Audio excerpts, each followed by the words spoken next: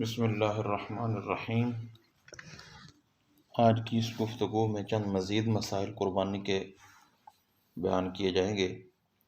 اس میں ایک مسئلہ تو یہ ہے کہ خصی جانور کی قربانی کرنا کیسا ہے، اور اگر جانور کے پیدائشی کان نہ ہوں یا ہوں لیکن چھوٹے ہوں تو اس کی قربانی کرنا کیسا ہے،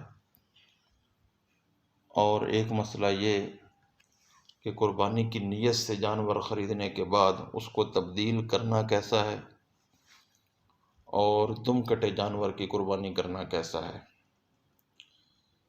تو پہلے سوال کا جواب کہ خصی جانور کی قربانی کرنا، اس حوالے سے عرض یہ ہے کہ بانجھ جانور یا جانور کا خصی ہونا یا خصی کر دینا، یعنی خصیتین اس کے کاٹ کر نکال دیے جائیں یا دبا کر، جیسے بھی بہر صورت قربانی صحیح ہے، کیونکہ یہ عیب نہیں بلکہ یہ گوشت کی عمدگی کے لیے کیا جاتا ہے۔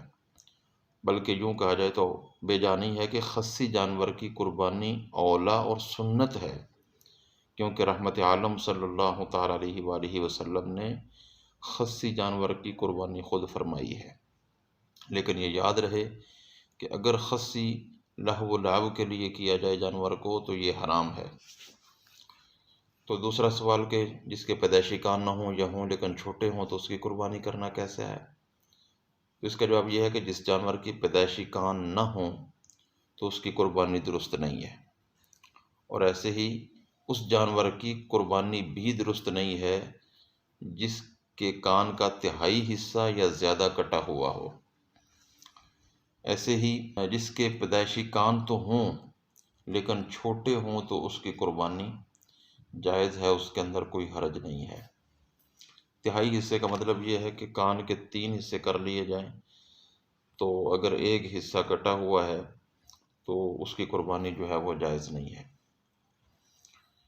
ایسے ہی یہ مسئلہ کہ قربانی کی نیت سے جانور خریدنے کے بعد تبدیل کرنا، تو اس کا جواب یہ ہے کہ اگر ایک جانور قربانی کی نیت سے خریدا، بعد ازاں اس کی جگہ دوسرے جانور کی قربانی کا ارادہ ہوا، تو دیکھا جائے گا کہ دوسرے کی قیمت کم ہے یا زیادہ ہے۔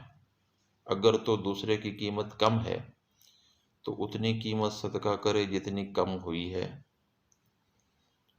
اور اگر دوسرے کی قیمت زیادہ ہے تو پھر کوئی حرج نہیں ہے۔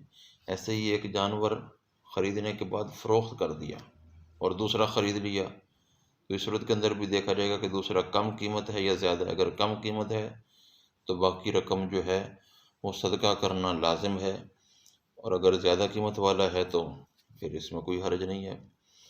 اور ایسے ہی آخری سوال کہ دم کٹے جانور کی قربانی کرنا کیسا ہے، تو اس کا جواب یہ ہے کہ جس جانور کے پیدائشی دم نہیں اس کی قربانی جائز ہے، اور اگر دم ہے لیکن اس کا تہائی یا زیادہ حصہ کٹ گیا ہے تو اس کی قربانی بھی جائز نہیں ہے۔